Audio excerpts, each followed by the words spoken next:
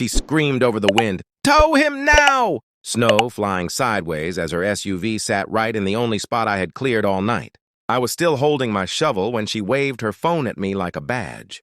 "This is HOA space," she said, even though the sign behind her was half buried and clearly said my address. I told her calm, "Ma'am, that's my spot.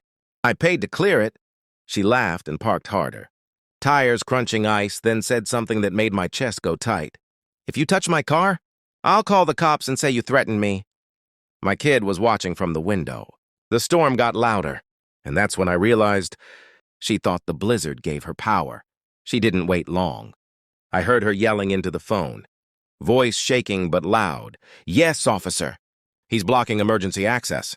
Yes, he's aggressive." I stepped back, hands open, snow soaking my boots. Then another twist hit. A tow truck rolled in first, not cops. She smiled like she won. "See," she said. "HOA already approved it." The driver looked at me, then at the address on his screen. He frowned. Karen snapped, "Don't talk to him. Just hook it." The driver hesitated. I quietly said, "Check the lot map again." Slow. Karen's smile slipped for half a second. She didn't notice my dash cam blinking red, catching everything, or the fact that the tow company name on the truck wasn't HOA's usual one, and she definitely didn't know who owned the contract that company worked under. The wind got louder, snow cutting across the lot like glass. Karen crossed her arms and said, "You're done. This spot belongs to the HOA." The tow driver stepped out again, phone in hand. "Ma'am, this lot isn't listed as HOA property." She snapped back, "That's a mistake. I run this place." I watched his face change as he scrolled. Then he asked her one simple thing. "Can you show me the written order?" She froze, just for a beat. Then she pointed at me and said, "He threatened me. Tow his car now." That's when my phone buzzed. One message. 3 words, "On my way." I looked up at Karen and said calmly, "You might want to move your car." She laughed. "Or what?" The tow driver slowly walked toward her vehicle. Instead, Karen's smile dropped fast. She rushed toward her SUV, slipping a little on the ice.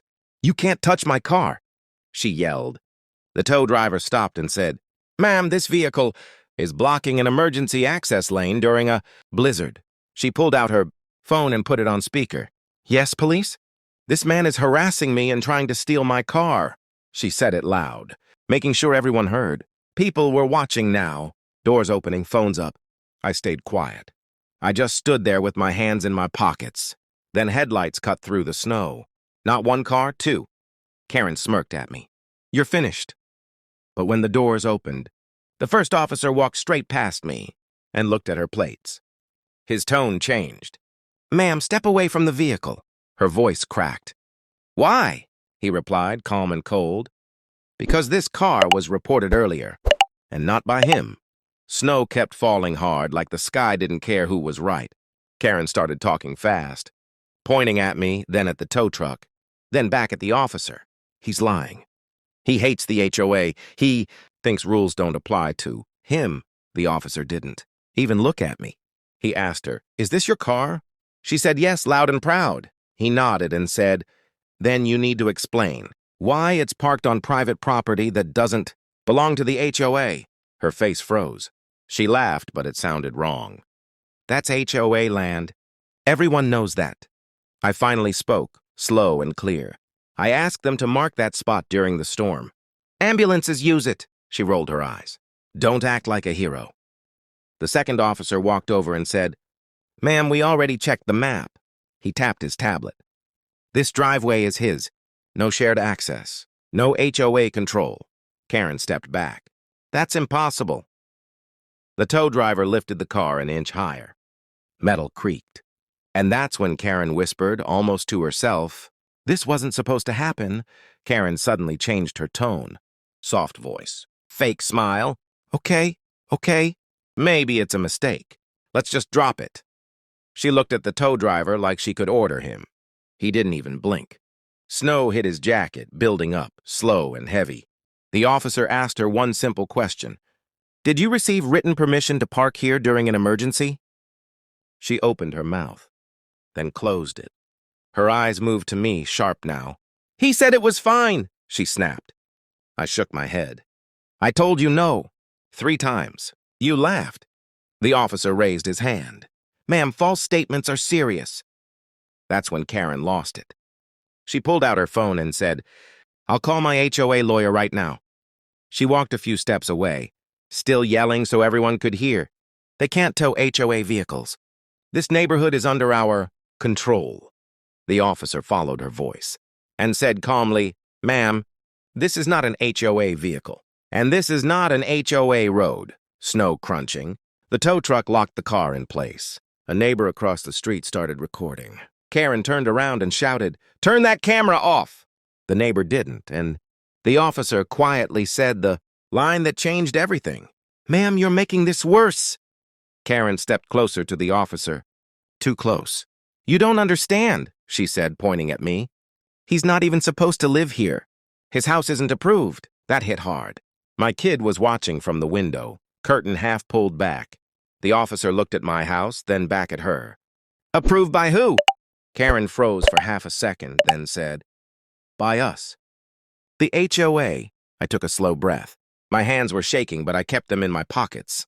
This land was here before your HOA, I said quietly. She laughed loud and sharp. Everyone says that.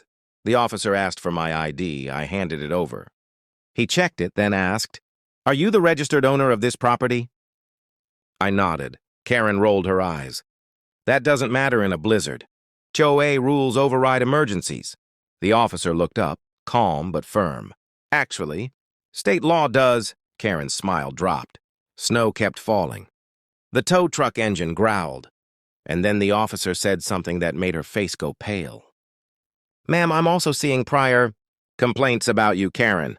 Stepped back like she heard it wrong. Complaints? She snapped. About me?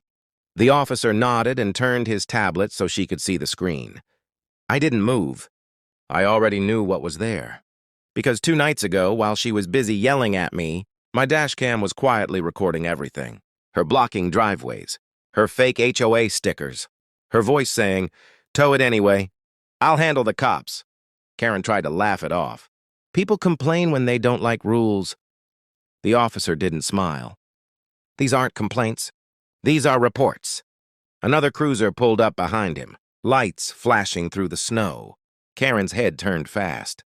Why is there another unit? She asked. The second officer stepped out and looked straight at me. Sir, are you the one who called about repeated obstruction during emergency conditions? I nodded once. Karen spun toward me. You called them? She hissed. I stayed calm. No, I said. You did. Every time you parked there? The wind howled. Snow hit our faces hard. Then the second officer said the line that changed everything. Ma'am, parking violations during a declared blizzard are a public safety issue, especially when the owner of the cleared spot is a registered emergency responder. Karen's mouth opened. No sound came out. Karen's face went pale. Emergency responder? She whispered, like the word itself offended her. The officer nodded again. Yes, ma'am. He's on the county list. During storms, his vehicle cannot be blocked.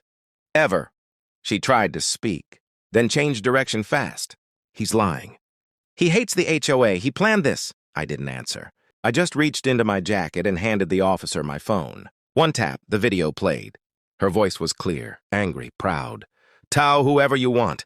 I run this place. The officer stopped the video halfway and looked at her. You ordered a tow during a blizzard on a cleared emergency access spot. That doesn't belong to the HOA. Another pause. Longer this time. Snow fell between us like the world was holding its breath. Then the officer said it, calm and final. Your car was towed legally, but that's not the problem now. He turned his tablet again. You're being cited for obstruction, false authority, and filing a fake report. Karen lost it. This is my neighborhood, she screamed. The officer shook his head. No, ma'am. This is his property. They walked her to the cruiser while neighbors peeked through windows, phones out, silent. Her car was already gone. The plow came through minutes later, clean and smooth. I parked in my spot, engine warm, path clear. As I shut the door, the officer nodded at me and said, Thanks for keeping calm. I looked at the empty space where her car used to be and said, The line people still repeat online? I didn't ask for special treatment.